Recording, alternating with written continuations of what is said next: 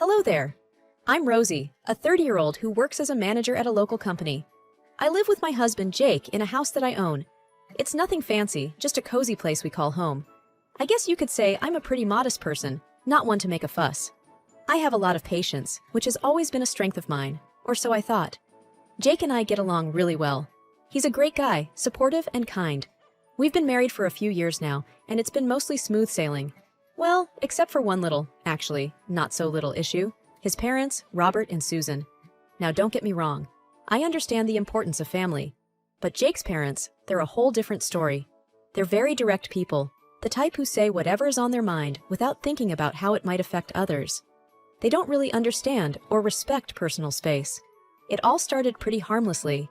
Robert and Susan would drop by unannounced for breakfast or dinner. I didn't mind initially. After all, they were family. But it quickly turned into a regular thing. They'd come over whenever they felt like it. And because they had a key to our house, they would just walk in, even when we were not expecting them. One day, I was in the bathroom getting ready for work, and suddenly, I heard someone in the house. I peeked out and saw Susan in the kitchen. "Morning, Rosie. Thought I'd surprise you with breakfast," she said cheerfully. I remember forcing a smile and thinking, this is getting a bit much. Jake, bless his heart, tried to talk to them about it. "Mom, Dad, Rosie and I love having you over, but we also need our own space," he said one evening. But it didn't go well. Susan's eyes welled up with tears, and Robert's face turned red. "Are you saying you don't want us in your life?" Susan cried. "After all we've done for you!" Jake was caught off guard. "No, that's not what I meant." And just like that, the conversation ended. They played the victim card so well, Jake didn't stand a chance. I felt for him. He was torn between his parents and our life together. Things escalated from there. It wasn't just meals anymore.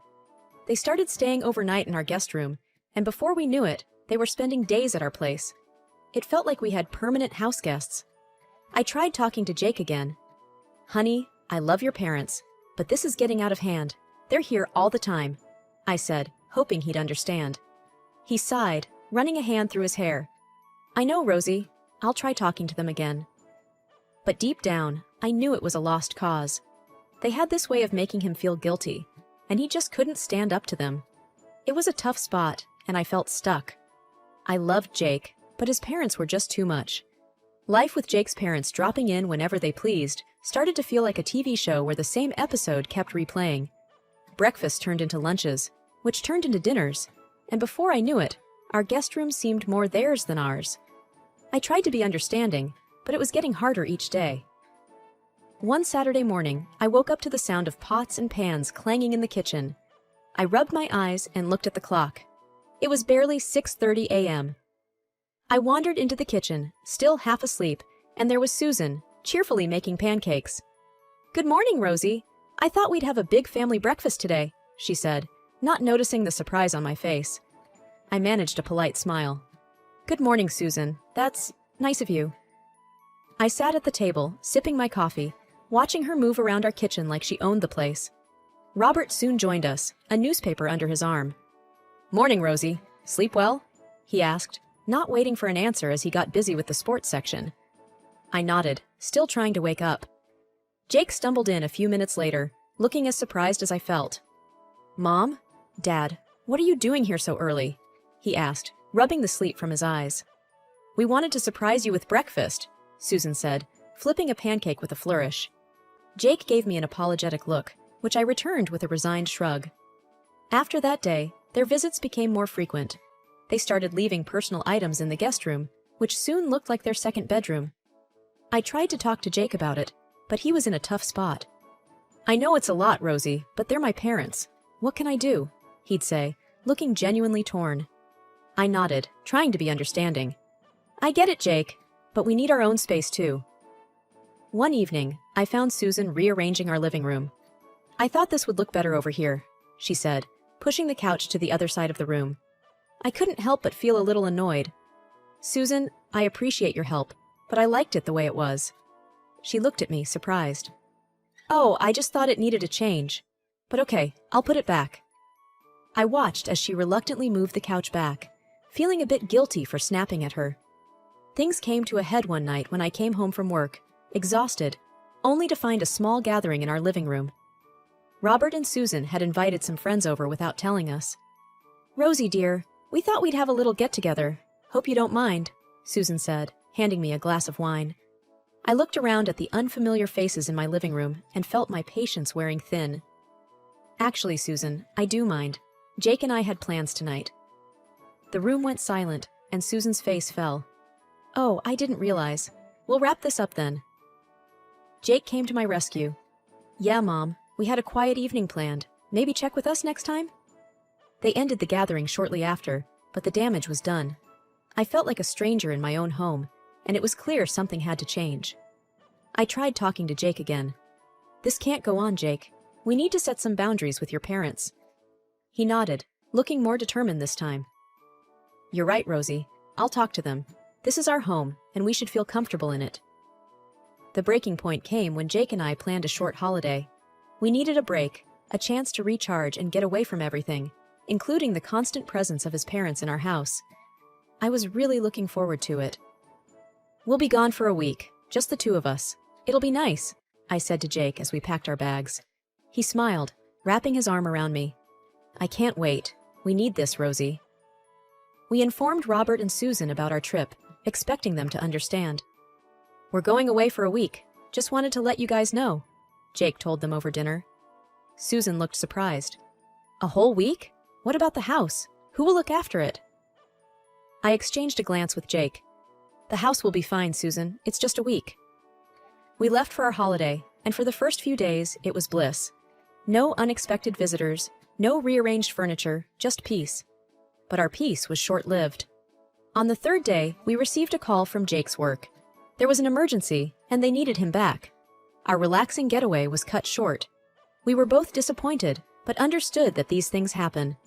We arrived home 2 days earlier than planned, expecting to walk into an empty house. But what we found was far from it. The moment we opened the door, we were greeted by the sound of laughter and music. There were people in our living room, people we didn't know. "What the?" Jake muttered, looking as confused as I felt. We walked in further, and that's when we saw them. Robert and Susan, in the midst of a group of strangers, having what looked like a party. "Mom? Dad? What's going on?" Jake asked, his voice a mix of surprise and anger. Susan looked up, her smile fading when she saw us. "Jake, Rosie, you're back early." "Who are these people?" I asked, trying to keep my voice steady. Robert cleared his throat. "Well, we thought since you were away, we'd rent the place out to some friends, just for a few days." I felt my jaw drop. "You did what?" Jake looked like he was about to explode. "You rented out our house? Without even asking us?" Susan wrung her hands. "We thought it would be fine. You were away, and these friends needed a place to stay." I couldn't believe what I was hearing. They had turned our home into a rental property without our permission. The nerve of it all left me speechless. Jake was fuming. "Everyone out. Now," he said, his voice leaving no room for argument. The strangers gathered their things, murmuring apologies as they left. Robert and Susan stood there, looking guilty but also defiant.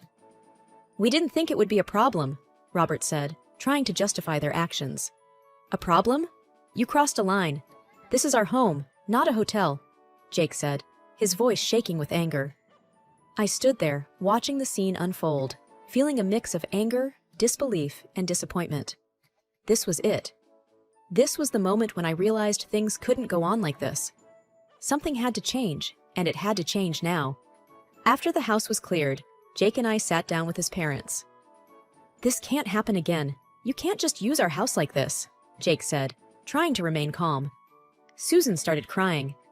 "We didn't mean any harm. We just thought—" "No, Mom. There's no excuse for this," Jake interrupted. "We need our privacy. We need you to respect our home." They apologized, promising it would never happen again. But their apologies felt empty, and their promises even more so. I looked at Jake, and I could tell he felt the same way. Exhausted and at my wits' end, I knew we had to do something. The love I felt for Jake propelled me to find a middle ground, a solution that wouldn't tear our family apart. The constant invasions by his parents were suffocating, and it was time to reclaim our space. "We need a break, Jake, and we need to do something about your parents," I said, the determination clear in my voice. Understanding the gravity of the situation, Jake nodded. You're right. Let's plan a weekend getaway. But first, let's change the locks. They can't keep walking in like they own the place. So, before our much-needed escape, we executed our secret mission. Replacing the locks felt liberating, like we were finally setting boundaries that should have been there all along. With the new locks in place, we packed our bags. Before leaving, I suggested, let's turn off our phones. No distractions, no calls, just us. Jake agreed without a second thought, and we left for our weekend retreat, phones off, hoping for a few days of peace. Our weekend was a slice of heaven. We laughed, shared stories, and for a while, the chaos of our life seemed a distant memory. But as we prepared to head back, a nagging sense of uncertainty crept in. On our drive home, we finally turned our phones back on. Almost immediately, my phone rang. It was a number I didn't recognize. Hello? I answered hesitantly. This is Officer Daniels. Am I speaking with Mrs. Rosie Thompson? A stern voice inquired. Yes, this is she, I replied, my heart starting to race. I'm calling about an incident at your residence. We have detained several individuals who broke the locks and entered your home. My mouth went dry. Broke the locks? Entered our home? Yes, ma'am. It appears they were trying to gain unauthorized access. We have them at the station. I glanced at Jake, who was listening intently, his expression a mix of shock and confusion. We'll be home soon, officer.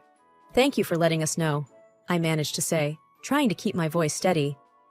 Hanging up, I relayed the information to Jake. His grip on the steering wheel tightened, and he let out a long, deep breath. Who would do that? And why? I whispered, a sense of dread washing over me. We'll find out soon enough, Jake replied, his jaw set firmly. As Jake and I drove home, the weight of uncertainty was heavy in the car. We both knew that whatever awaited us at home was bound to be unpleasant. The thought of strangers breaking into our home was unsettling, but deep down, I had a nagging suspicion about who might be involved. We should have seen this coming, Jake said, breaking the silence. Changing the locks was bound to set them off. I nodded, knowing he was referring to his parents. Let's just deal with it and move forward. We can't let this ruin what we've built. Arriving home, we found a police car parked outside. My heart sank. This was real. Officer Daniels, a tall man with a stern face, greeted us. We caught them trying to break in. They were quite adamant about getting inside, he explained. Who were they? Jake asked, though his tone suggested he already knew the answer. It was your parents, Mr. Thompson, and some of their friends, Officer Daniels replied. Jake's face turned pale. My parents? But why would they? It seems they were unaware of the lock change. When they couldn't get in, they tried to force their way, the officer continued. I could see Jake struggling to process the information. His parents had crossed a line, and there was no turning back. Can we see them? I asked, my voice barely above a whisper. They're still at the station. You can talk to them there if you wish. Jake and I exchanged a look, a silent agreement passing between us. We needed to face this head-on. At the station, we found Robert and Susan sitting in a small room, looking both angry and embarrassed. Their friends were there too, looking equally uncomfortable. Mom, Dad, what were you thinking? Jake asked, his disappointment evident. Robert stood up, his expression defiant. We came to check on the house. We always have a key. Why did you change the locks without telling us? It's our house, Dad. You can't just come and go as you please.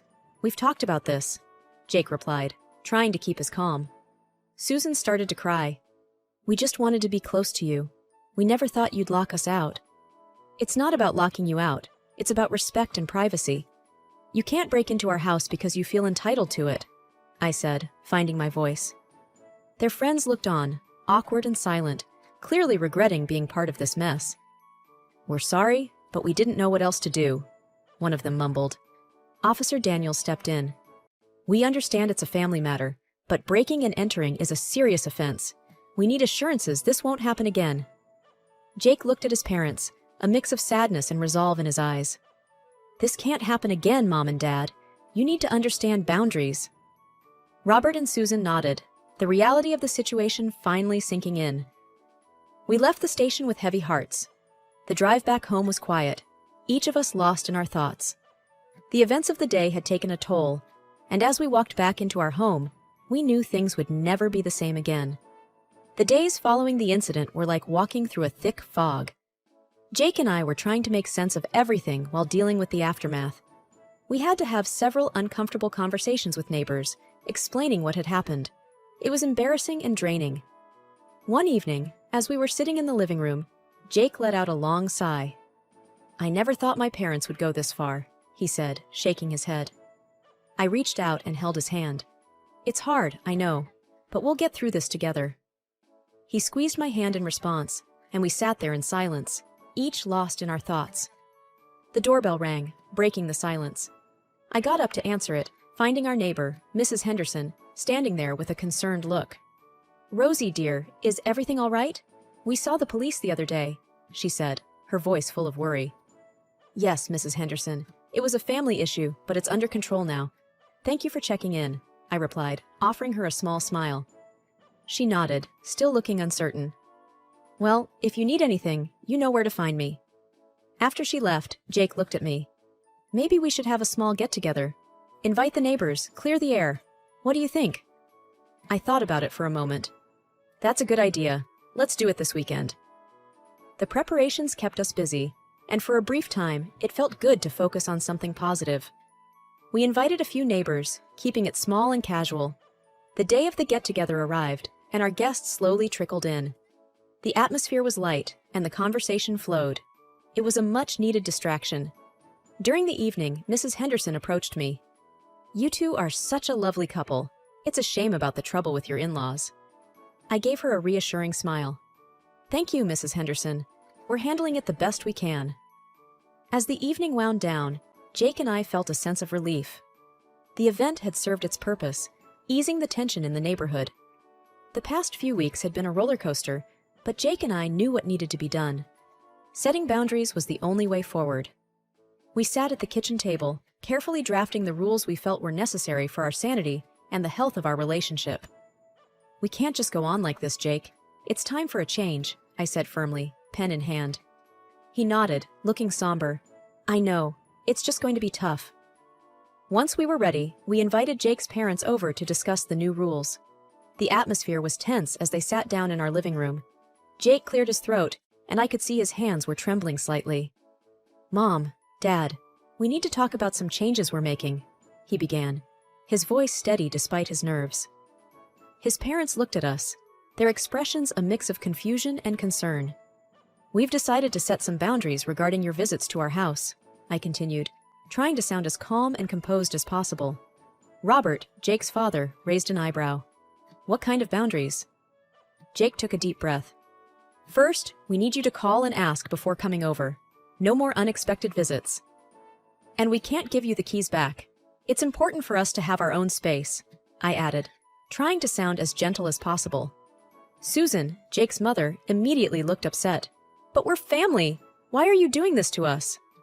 "It's about respect and privacy, Susan," I replied. "We love you, but we need these boundaries for the sake of our relationship." Their reaction was immediate and emotional. Susan started crying, and John's face turned red with anger. "This is outrageous! We're your parents! How could you treat us like strangers?"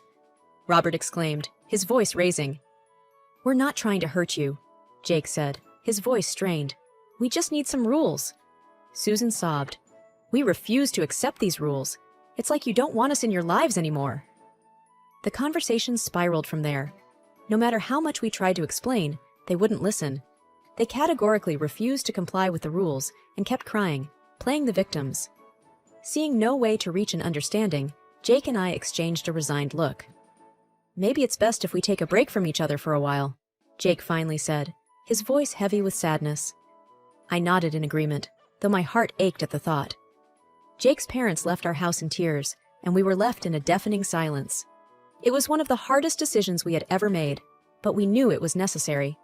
We needed space, and they needed time to understand and respect our boundaries. In the quiet of our home, Jake wrapped his arm around me. "I'm sorry it had to come to this." I leaned into his embrace. "It's okay. We had to stand up for ourselves. Maybe with time, they'll understand." As we sat there, I couldn't help but feel a pang of guilt and sadness. But deep down, I knew we had made the right choice. Setting boundaries was essential, even if it meant stepping back from family for a while. We are not in contact with Robert and Susan at the moment. Perhaps you will condemn us for this, but we decided to wait until they themselves understand the wrongness of their actions.